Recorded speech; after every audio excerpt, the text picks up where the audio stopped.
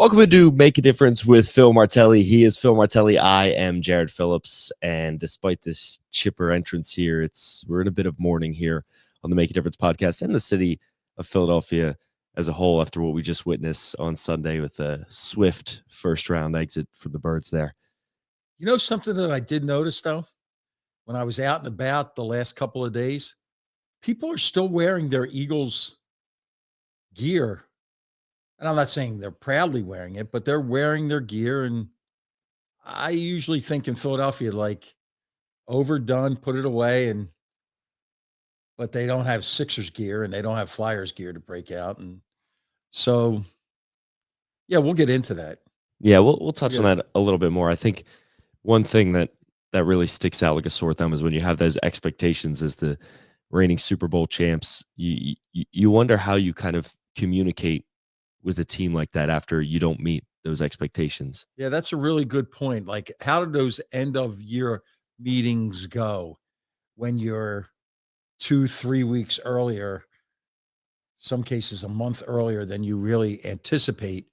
But as I've watched and as I go back and review our shows about New Year's resolutions and changes and not dramatic changes, but I look at across the spectrum, grade school kids, college kids, adult to adult. What I'm sensing here, and when you watch the landscape nationally, we are really failing as a society in meaningful communication. Okay? So to me, meaningful communication starts face to face. There are so many ways now to communicate, and you can email and you can do all these different ways and you can Zoom. But the essence of communication to me is face to face. Because when you're face to face, when you look into somebody's eyes, you know exactly what is in their heart. And we have raised a whole generation of young people, and we're also always asking them to communicate. We say, "What do you think?" We've missed, though. We've missed because we're not listening. And listening is a learned behavior. It has to start at home. It has to go into our schools. It has to go into our businesses. And it has to go into our communities. Let's really work to listen to each other, because then you really find out what someone needs. The eyes always tell you what's in the heart. And if we can improve, we can improve. And we're going to get into improving with our guests today, because they are really improving our community. If we can improve our world, and we can, if we learn to listen, talk with, and not at each other. Talk with and not at each other. But let's communicate better. Let's do it on Make a Difference. Let's then go make a difference in our schools, communities, families, and throughout all of our interactions. That's wonderfully said. And like you mentioned, we have a terrific organization we're about to spotlight who is absolutely making improvements in our community, and very excited to talk with them. But we got to get to that Martelli Minute. The Martelli Minute. Every morning, 6:30, Phil_Martelli. And people have been asking me, well, why don't you charge, or why don't you create a calendar? And that's not it. The Martelli Minute is a way to start your day and just give you a thought, right? Just give you a thought. But you can find it, and it's sponsored by Status Solutions, statussolutions.com. What are they doing? Safety technology in our schools, allowing our students to learn, allowing our communities to keep our students safe. Statussolutions.com. We appreciate them for ever being with us. But your Martelli Minute. Fear not, taking a leap of faith. Life's scoreboard measures memories and relationships. It's not your W-2. It's not what you drive. It's not where you went to school. Life's scoreboard measures memories, and relationships. Always do right in all ways. Like, not every once in a while, not when it's convenient. Always do right, because we all know right from wrong. So now always do right in all ways. Extraordinary results occur when you do ordinary things better, day after day after day. Everybody out there, student, parent, CEO, coach, make this like your one word. I know it's 2 words, but it's one idea. Daily improvement. Daily improvement. And then the last one, who you are, much more important than what you do. It's not a job title. It's who's really in the essence, in your essence. Who are you? That is much more important than what you do. The Martelli Minute. Instagram, every morning, 6:30. Every morning, Phil_Martelli. And please, I would ask this. If you get it and you like it, share it with somebody else. Share it in your family. Share it in your business. The Martelli Minute is made to make a difference, even if it's a temporary difference for anybody out there. Well, we have a group today that has made a lasting difference in our community. It is. So often I study the groups. I study the individuals, and I go on Wikipedia and I go into their bios and I want to know everything about them. And so when I started with today's guest, I said, well, I don't have to do anything. It's their website that screams at you. Today's guests are and have been since 2015 making a difference in an underserved community, the homeless. They've used basketball to better each and every person's life by providing opportunity to play in a league. How about this quote from one of their players? To play in this league is a pleasure. It keeps me out of trouble. It keeps me positive. It helps me realize who I really am. Not a label. Not a, well, that's somewhere else. That's not, it helps me realize who I really am. Hoops for Hope offers individuals experiencing homelessness in Philadelphia the opportunity to exercise, compete, network, and have fun. Can you imagine? And then you find out the 2 leaders, Hoops for Hope, are among the young. The youth will lead. And we are delighted to be featuring Hoops for Hope, Leo Porth, and Tori Urban. Thank you for joining Make a Difference. Thank you so much for having us. We are honored. So I know you don't want the spotlight, but I have to ask you. You're the operators of the league. That makes you the commissioners. They're the Roger Goodell of basketball. They're the referees. They're the coaches. They're the fundraisers. And it's not their day job. Tori, talk to us about your day job. My day job. All right. So I work for Montgomery County's Office of Aging Services.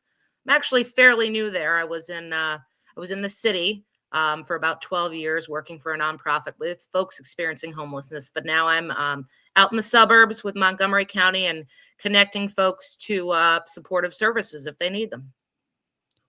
Leo? So I'm an intensive case manager for Pennsylvania Hospital, which basically means that when somebody is hospitalized for a psychiatric reason, once they're discharged from the hospital, they'll be connected with somebody like me who helps them connect with resources, or, you know, if they need help just getting back on their feet, meeting them where they are and helping as you can. So here you go. This is my point. Tori and Leo making a difference in their, I don't even know if this exists anymore. In their 9 to 5, they're making a difference. But that's not enough. Okay. These two young leaders, community activists, what do they decide to do? They're running a basketball league. Okay. Come on, Tori. How, why, and what is the joy you're getting? Oh man. I mean, what we're doing, and you touched on it, is so much more than giving individuals an opportunity to have fun. We are empowering folks. We are addressing their physical health, obviously through sport, their mental health. We're providing them with social connections. Some folks don't have family or friends. We're providing them with the team environment. We are also, in a bigger sense, kind of addressing the stigma and stereotype around homelessness. And you know what, Phil, I had an experience about 2 weeks ago where I believe it was a Martelli minute came to my head when I saw a friend's Facebook post. She had received an award for teaching, and she shared, you know, about her accomplishment on Facebook. But she was a little upset at the way she was dressed when she received the award and when she was granted that award. She was in sweatpants and a sweatshirt, and she made the comment on her Facebook post, something along the lines of, well, I wish I didn't look like a homeless person. And, you know, it hit me pretty hard. She is a wonderful, wonderful human being. And it was like, all of a sudden, that moment where you talked about being a lifelong learner and being a student and a teacher every single day and going to bed at night and thinking, you know, what did I teach today? What did I learn today? It just kind of smacked me right in the face. And, you know, I felt a little bit uncomfortable. But I sent her a message and I said, hey, you know, first of all, congratulations on what you're doing. But, you know, I have a history of working with folks experiencing homelessness. And, you know, I know you didn't intend to hurt or to stigmatize or to further a stereotype, but, you know, these are human beings. These are not homeless people. These are individuals experiencing homelessness. And saying something as you did perpetuates that stereotype. And so what we're doing at Hoops for Hope is not only giving folks the environment to address physical and mental health and have fun and connect with social human beings, but also just talk about homelessness in general and let people see the other side. Mm-hmm. Wow. Well, Martelli Minute coming up shortly is going to be this, Tori. Words matter. And I have a whole list of them. I have a whole list of words that matter. And if we say this and we had said it this way, we can have a positive influence. You had a positive influence because you taught. That's beautiful. So, Leo. Yes, Phil. Here you are. You're a Drexel Hill native. Well, I guess I should change that. Delco. You're Delco. You're Delco, okay? So Tori's gone to the other side by moving to Montgomery County, but you're Delco.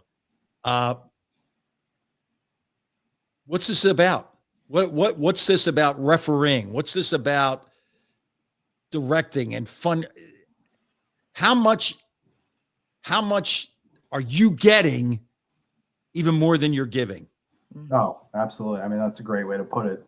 And I just have to add that this is deeply surreal, having like gone to your basketball camp from age 6, 7 till I was a teenager to be here on your podcast. It's really an honor, and I thank you, Jared, as well. But yeah, to just be a part of something like Hoops for Hope, it's something that, you know, I kind of never could imagine where it's taken me. And it's one of the things I'm most proudest in my life. I don't have kids like Tori does, so I think I can say that. But yeah, I mean, to kind of expound on like the empowerment point that Tori was talking about, you meet these guys and some women in week one, and you kind of just exchange names. A lot of the times they're not really sure who you are. You know, there's a feeling out process. But by the end of the season, you kind of pick up on some of their stories just by, you know, showing up every week, being a face that they begin to recognize, being somebody that, you know, you say, hey, what's up? And if they don't want to talk, maybe that's not the week you talk to them, but maybe the next week they, you know, want to have a conversation with you about how their week was. And we hear a lot of stories about how there's resources in the city. You know, it's the like homeless community. It's not, you know, there needs to be a lot more resources, but there are, you know, people doing great works at clinics and, you know, people, you know, psychiatrists who are meeting with our clients if they have mental health needs. But a lot of the times it's hard to empower people to go to those services because they don't feel self-value in and of themselves. And it's hard to just get somebody to, you know, see their doctor regularly when they feel down on themselves. And in order to get somebody to invest in themselves, they have to believe in themselves. And what we create at Hoops for Hope is a community that cares about you. You know, doesn't really matter what your skill level with basketball is. You just show up, you know people there, you get to meet new people. You know, shelter situations can be tricky. You're sleeping in close quarters with people. You might not want to get to know them at first, but then you meet on the basketball court and you're working as a team, you're working together, you're getting to know the person who's like spending his time in the shelter with you. And then all of a sudden, once somebody sees their own value, they work towards a long-term goal, which is, you know, what a season is. You're working to better yourself. You're as an individual, as a team. By the end of the season, guys believe in themselves and they want to invest in themselves more. And then they start going to these appointments and you hear great stories about people, you know, the job market is hard and they kept at it and they got a job and now all of a sudden they can afford to leave the shelter. A lot of the times people find themselves in shelters because they never expected to be there. They had a normal life, not dissimilar for you and I, and something awful befell them. You know, maybe it was a medical emergency or it could be anything. But a lot of the times people are down on themselves, and to kind of lift their spirit through something as universal as sports and just connecting with people, you see the, you know, positive outcomes it brings. And, you know, there's a million stories that come along with it. And to just be a part of that and kind of see the end result it's an honor to be there. And it's such a privilege that, you know, we've made it as far as we have, and we hope to keep it going. So I'm going to pull at a thread here. You used a term in there early on about showing up. Can each of you talk about people out there want to help, right? It's in our nature, right? I've always said this about Philadelphia. We want to help each other. Sometimes we just don't know. Can you each talk about the unbelievable, the invaluable statement that you made, Leo? Show up. Help our people out there. Encourage them to show up. Yeah, and I mean, before the season even starts, Tori and I will go out to shelters. We'll reach out to staff members and we'll try to kind of let them know about the league. And I think that's tends to be one of the higher barriers for us because, you know, people don't know us at first and showing up is hard. But hopefully after week one, they talk to somebody who came and they tell them it was a good time and then they start showing up. And as far as showing up on our end as, you know, volunteers or members of Hoops for Hope, it's one of those things where, you know, the rising tide raises all boats. Tori and I are just astonished every year at how many volunteers show up week in and week out for 15 weeks, you know, 12 weeks sometimes. But these are people who have children. These are people who live in the suburbs who drive an hour each way after working a full-time job, not for any pay. I mean, we're just doing it because we think that this is something that the city of Philadelphia could use. And they show up each week and they're happy and they're greeting people. And it's just this level of buy-in that makes you want to keep trying. It makes, you know, there's weeks when it's been a really hard day at work. I work with people during my 9 to 5, and, you know, obviously that can be tricky. And sometimes you want to just go home and take a stress nap. But I've never left Hoops for Hope game night and not been so happy that I went there. It really, I keep thinking of the word privilege, but it's something that I'll never take for granted. And I hope, we can keep it going, forever, honestly. Tori, I was wondering if you could maybe bounce off that with the idea that so many people can step up and help with their time. But if maybe somebody can't afford their time, is there another way that people can help and chip in with Hoops for Hope? Absolutely. We are small. We are a small organization. Something as simple as sharing our posts on Facebook or on Instagram, or if you're a business and you want to partner and sponsor a team, feel free. I mean, you guys can throw us dollars all you want. We need funding to sustain. We do it, and we will get that money however we have to do it. But we need the community support to keep this league going. It costs us probably around 15 grand to run a season. And, we rely heavily on small donors, which we're extremely grateful for. Family, friends, word of mouth, the fundraiser we have every year. It would be great to have sponsorships. Some other fiscal donors would be very, very helpful to have for us. Tori, why was it basketball? In 2015, why was it basketball and not game night or? Great question. Why basketball? So we are firm believers in choice. And, this all evolved out of a project through the organization I was working with at the time. We had to implement something to our current role in the shelter system to better people's lives. I'm an athlete. I know the power of sports. We all know the power of sports. So I saw a need. We're unique. We're different. So I said, why not create some sort of program or league for these folks in the shelters? And given that, I don't want to just make these decisions. I went out to about 5 different shelters in the city, proposed that I was working on some sort of project and a recreational type thing. What would you guys and women want to participate in? I put it to them. I took surveys. I counted the numbers. Thank goodness it wasn't like chess or bowling because I stink at them both. And basketball was the overwhelming majority. I left it up to the guys and the ladies, and thank goodness it was something that I was familiar with. And I was also happy it was a team sport. I think that's probably the biggest, one of the biggest kind of outlets, and I don't know the right word I'm looking for, but the fact that it is bringing folks together. Yes. I'm thankful that they chose that sort of team environment, team sport, to be able to provide that social connection. That was where I was going to go with this, Leo, would be the teamwork aspect. Like everybody in the situations, wherever they are in life, they're scratching and clawing. And now you're bringing them together in the teamwork aspect. How prevalent is it?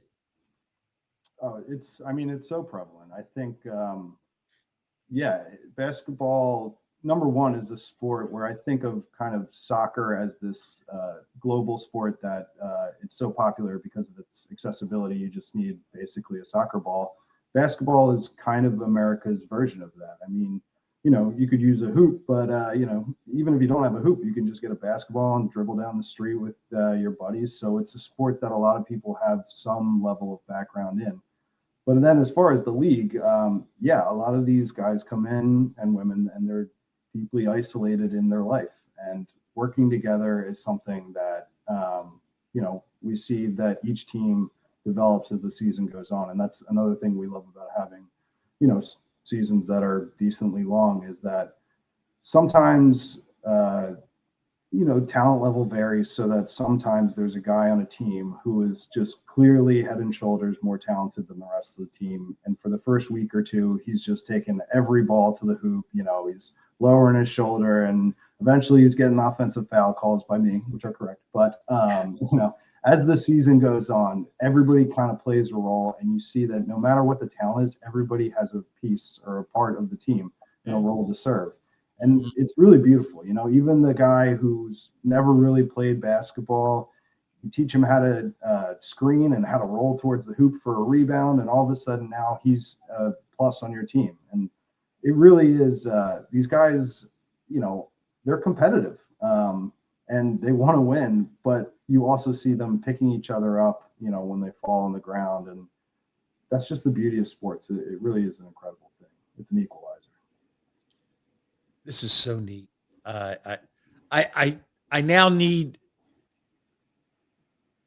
maybe somebody out there thinks, well, they open a gym and they pick up basketball. This is an actual league. So can you take us from like day one of the operation, how these teams are formed, who runs the teams, and now they show up and scheduling and the operation of the actual night of games? Is it one night a week? Is it 2 nights a week?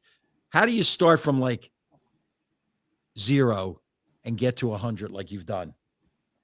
Leo, you want me to start and then you could fill in with whatever I miss? Sure. All right. So we've formed relationships and partnerships with the shelters in the city.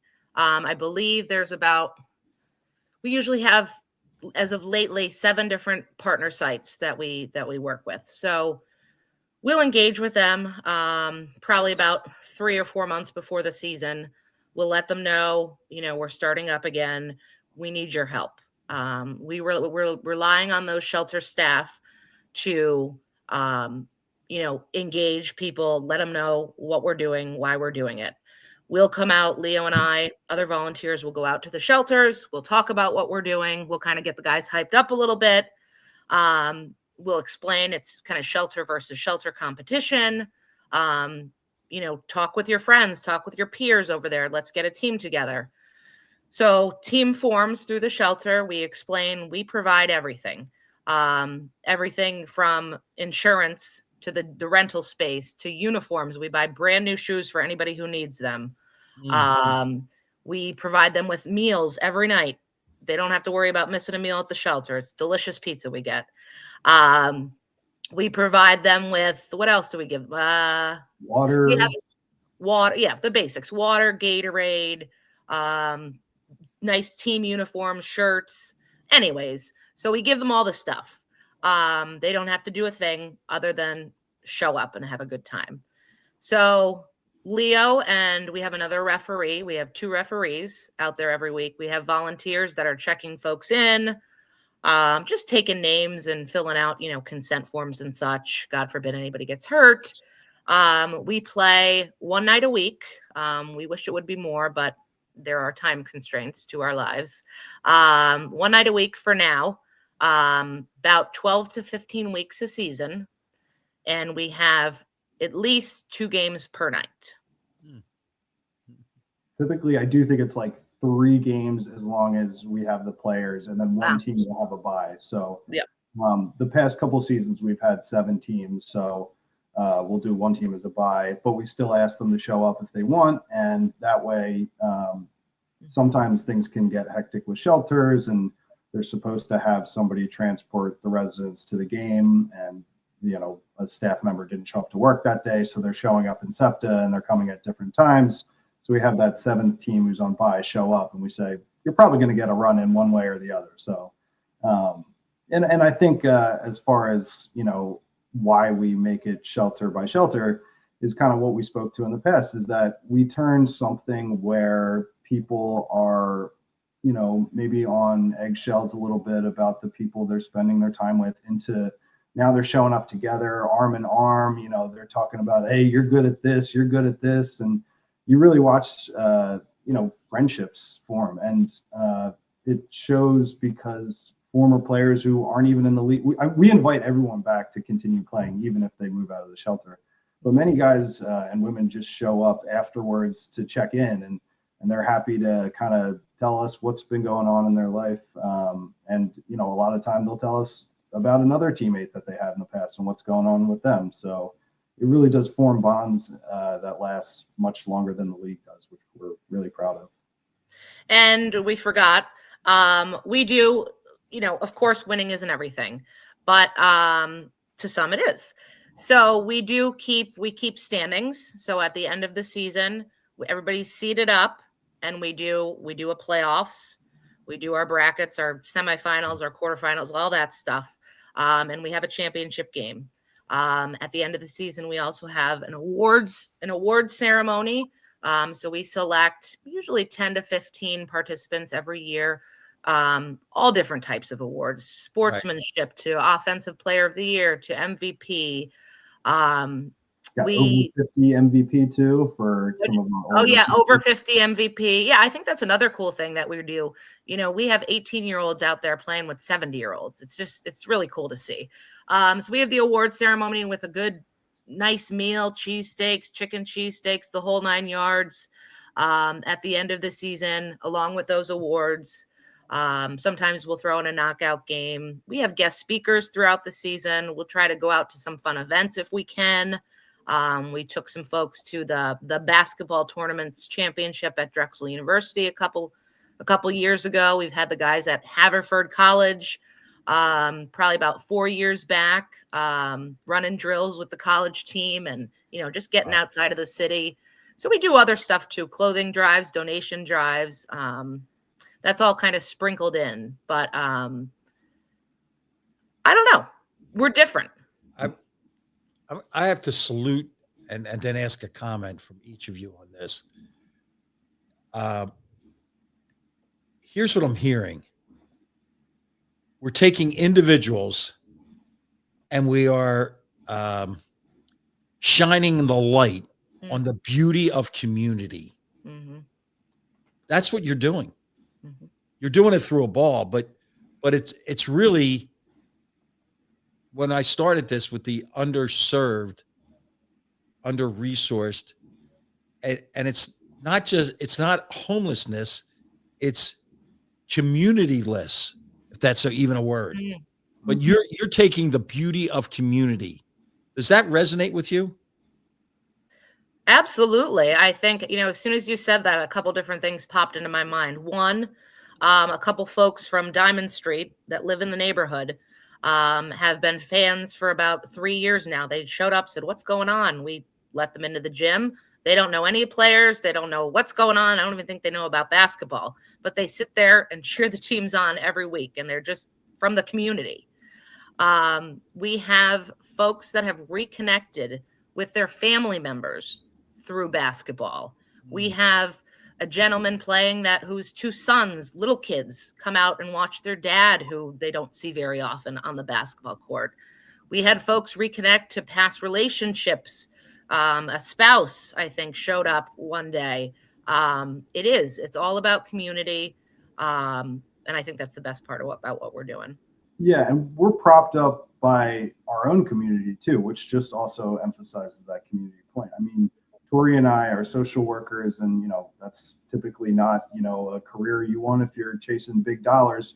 But every fundraiser we have, it's family members, it's peers, it's coworkers, and again, as Tori said, we raise money largely through small donors, but everybody chips in, and then all of a sudden, we have a pot and we can make this amazing thing happen. Mm-hmm. And we really couldn't without our community. This all started as Tori and I talking in a back room at our former job and planning things out, and then it evolved into a group chat with more people talking about how we can bring it into the real world, and then it became a fundraiser, and then all of a sudden it was a real thing, and it became a basketball league. And that's all credit to our community and the people around us who helped us do that. Absolutely. I think that the thing that's unbelievable to me is I just signed up for a men's league in the city and paid an arm and a leg for it. And I think we get about half the games that you guys provide. We're definitely not getting any pizza afterwards. There's no awards ceremony. What you're providing is so terrific.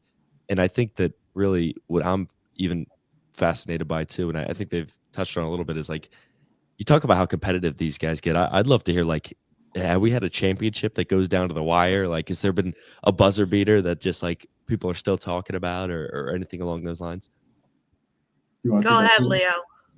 Well, I mean, there have been many championships, and they've definitely, the competitiveness as you're watching it as like a referee, that's like my position. So I'm almost trying to watch it on a second level where I'm like, oh man, like this can't get like too heated.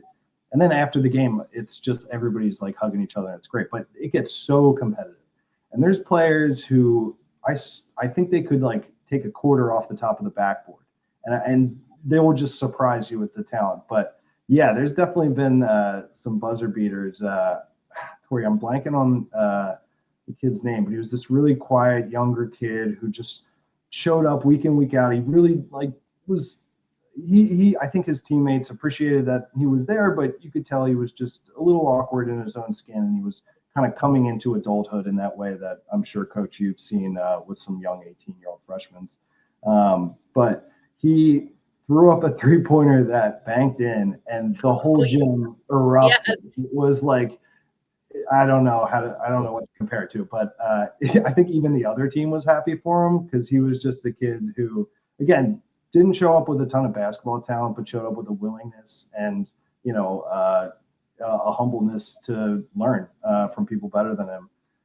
So, I mean, we've definitely had, moments with some of the guys that are, more skilled or have a bigger background in basketball, but that one stuck out to me just because that was, even the other team was happy to see it go in. How about last year when the guy, somebody decided to dunk on these rickety, church basketball hoops? It broke. We managed to somehow fix it. Sorry if anybody's watching from the church, but we did fix it. That was a good one though. Yeah, we should establish every season before the first game, no dunking in this league. We should. If I'm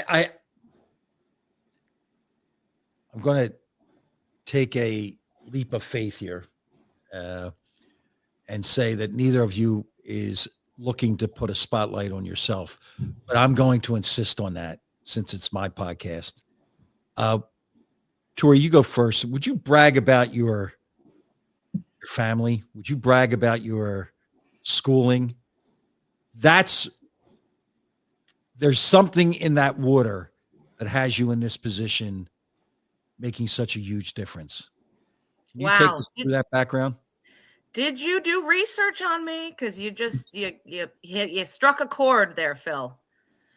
I mean, I'm very grateful. I have an amazing support system. Immediate family, extended family, friendships. But my father, Al Urban, who passed away this past November,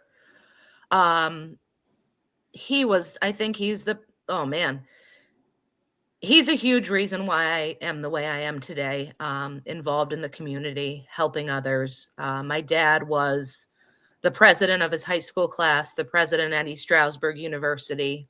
He served on the Sportsman's Club in his community in Clark Summit, Pennsylvania for over 30 years. He was on the recreation board. He was involved in youth soccer as the president. He was involved in youth basketball. He coached.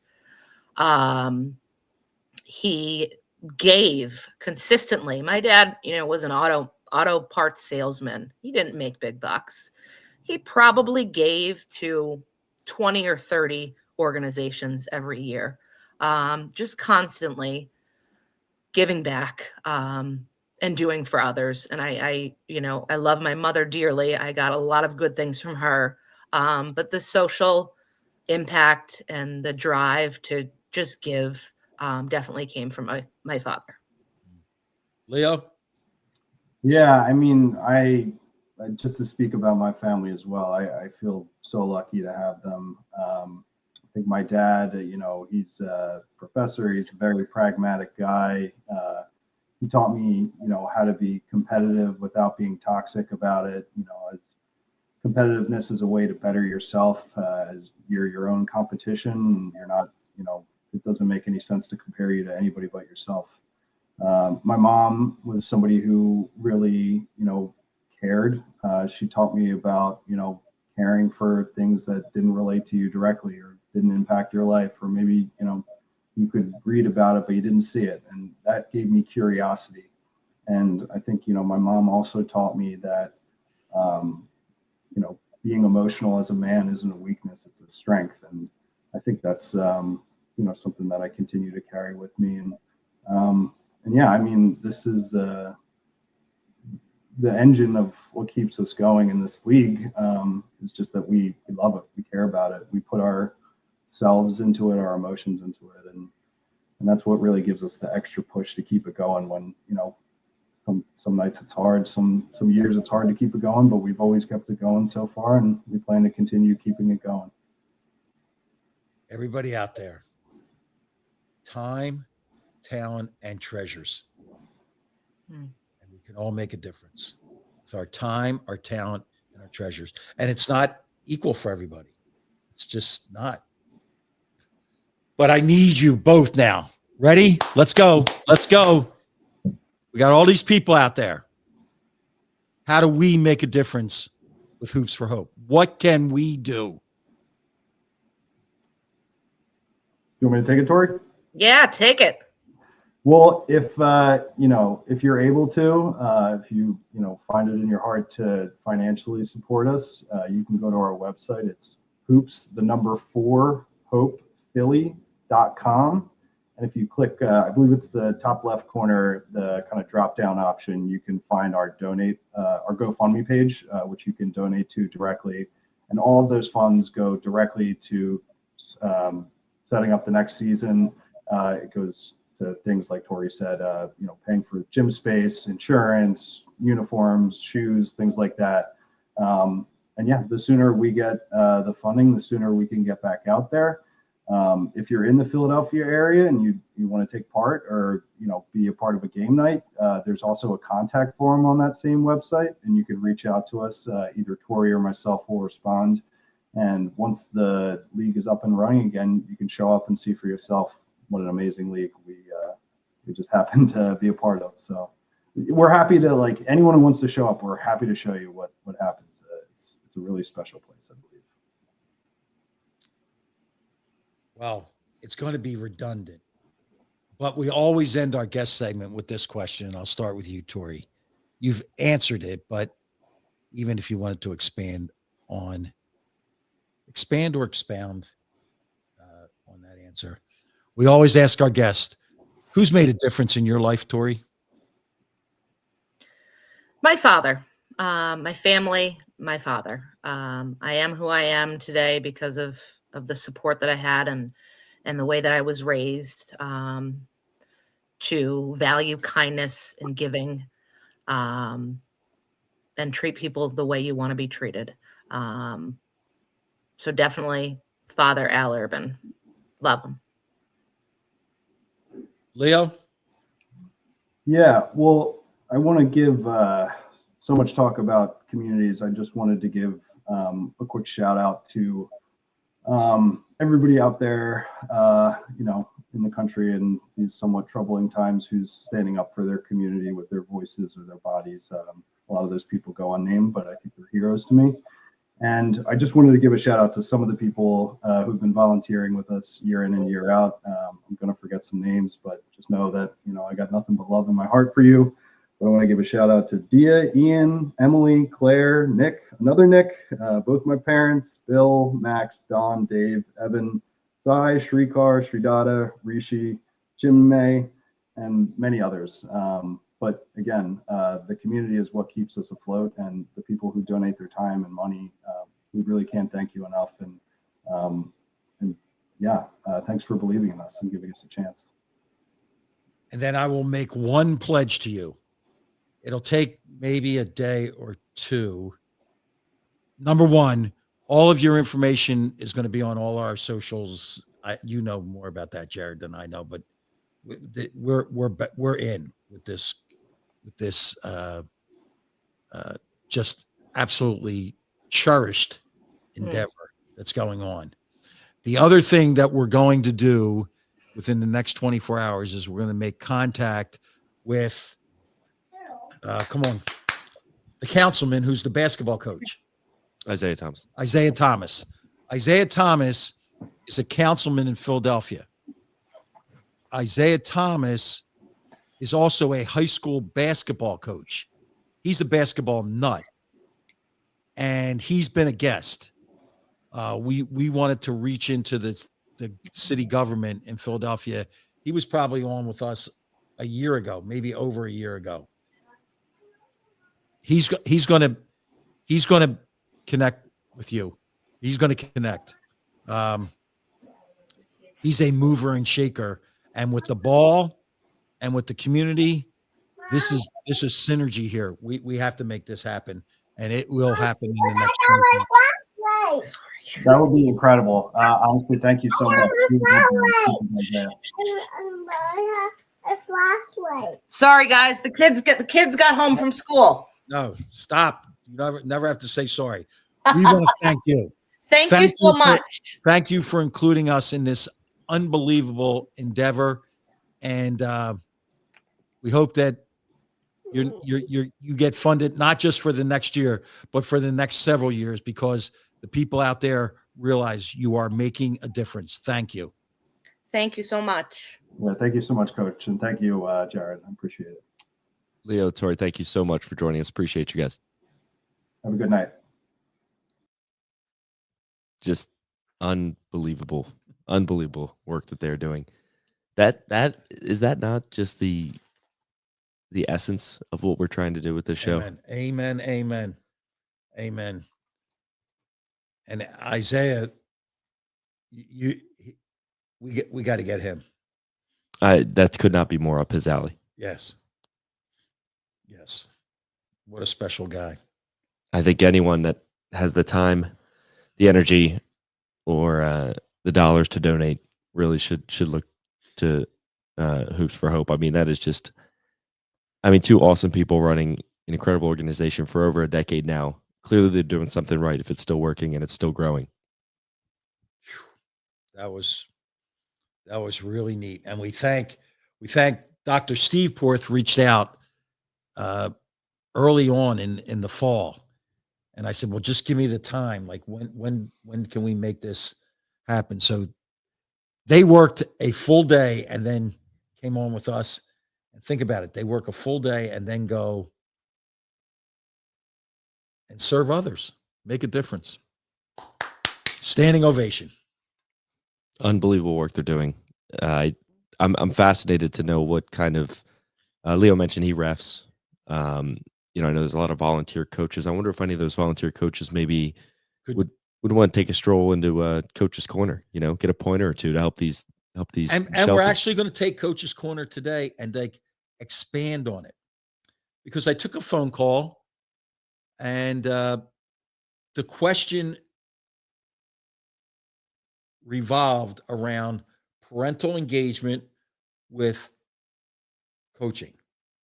And I thought a lot about it. And I said, you know what?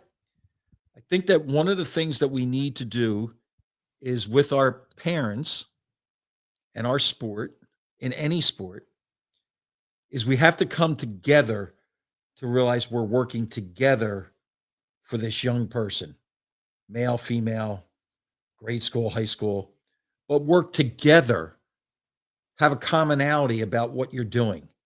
We just want to be a little bit better. We don't want to be the lead scorer. We don't have to be the leading scorer. We don't have to be a starter. We don't have to be a rotation player, but work together.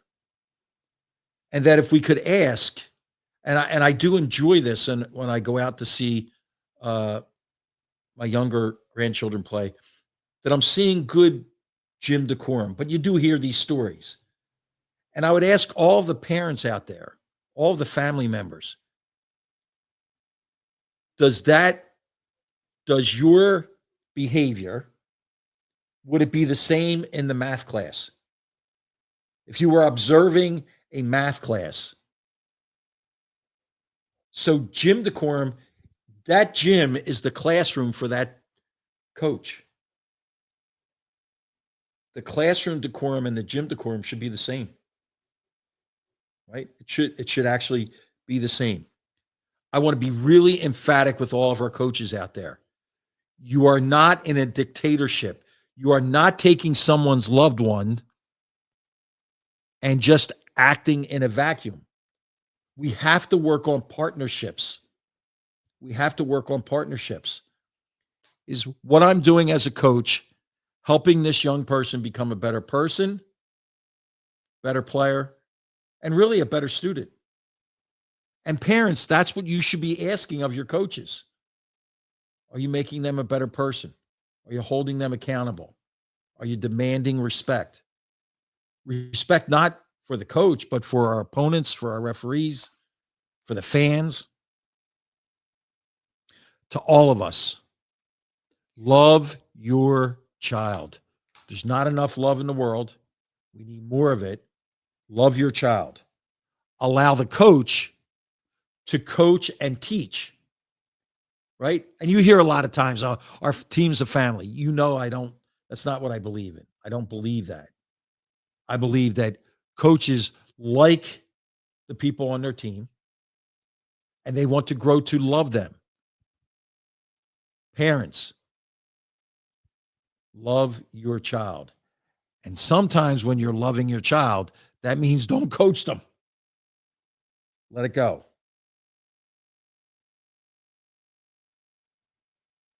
Be respectful on both sides. Coaches, parents to coaches, be respectful, and then expect respect. But we must give it before we get it. I don't care what level, sons or daughters, grandsons, granddaughter. I don't care what level. I don't care what ability level. When the game is going on, they feel pressure. We as the adults, the coaches and their parents and their loved ones, we can't add to that pressure. Right? Some coach yelling out, got to make your free throw. Well, that's what they're trying to do. Right? That just adds pressure. So I think that it's a beautiful, beautiful opportunity. Youth sport, high school sports, AAU, school teams, when we work together. Let's build better communities by building better teams where there is truly a cooperative spirit and a collaborative effort. I love that sentiment because it so often, unfortunately, boils down to two parents want Johnny to be starting and he's not getting the opportunity to. And there has to be more of a cohesiveness there between the parent and the coach and understanding this is what is best for him as a person, as a player. Like, but let's work together. It's Right, not exactly, it's a two-way street. The coach doesn't know everything. The parent doesn't know everything. Admit that together, multiple minds are going to be more beneficial for someone in their personal Multiple minds and hearts. Oh yeah. Right. In their growth. There has to be empathy involved. There has to be, it's emotion. I get it. Right. But no one worth their salt would be allowed to coach if they didn't care about people. That's what we should demand, that you care. Whew, that was a lot. Very well said. And I think this has been a very it's been a bit of a heavy episode with just the work that Hoops for Hope's doing, building that emotional connection with your players. I'm hoping you got something light for me. I mean, we started really heavy with just the Birds loss. I mean, can you lighten the mood a little bit? Yeah, did you have something fun going on this week? Yeah, I knew you were all over the place. I was all over the place, but relative sense, like the two VCU games, St. Louis and George Mason, ended up on the downside of both of those.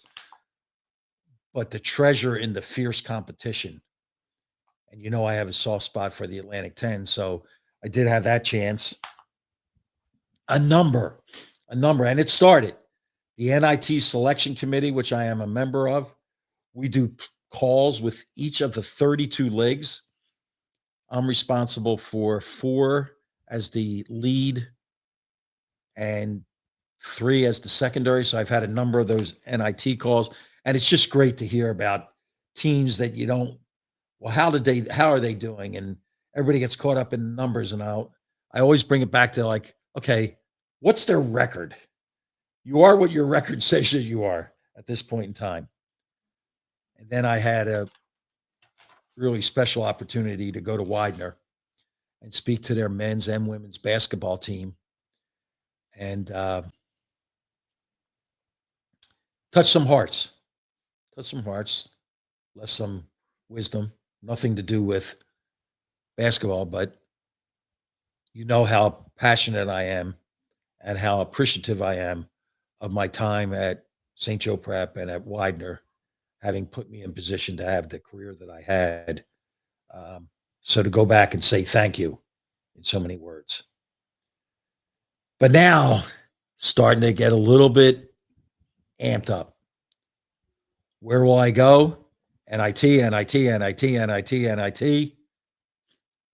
Prepping for a quick turnaround for a podcast this week. And we're going back on the road to a high school where we're going to meet young people from Newman Goretti who, what are they doing? They're making a difference in their community.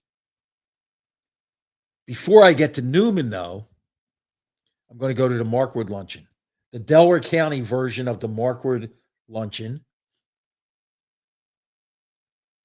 And any number of names on that list are, well, I'm connected here, I'm connected there. So the one thing about that luncheon is they can start it as a luncheon and it always ends up being a dinner. That's how long that event is. And then I will be taking in VCU Rhode Island at home before we start to travel and get back on the routine. But this is a road game, and they're coming off of 2 losses, so we need a bounce back. So our Go Rams supersedes Go Birds because we'll put that on the back shelf. But on the back burner, we need some Go Rams and some really winning basketball for this next stretch. This is where the screw started to tighten a little bit. So hoping the Rams can to get back on track here. You know, it's in year one. I feel like there's a lot you got to feel out now. And I know that with the roster turnover year over year, it's like you don't have the time you had before. But I think in some capacity, it's you got to take the bumps on the road and go with it, right? You got to play your best basketball in March. And they are improving. They are improving. The results this past week wouldn't indicate that, but they're improving. Played their best defensive game of the year against St. Louis. St. Louis is an interesting case. 6 double-figure scorers.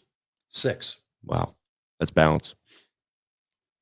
And they hit a big 3 after VCU came all the way back, which they always do. They just kept going, but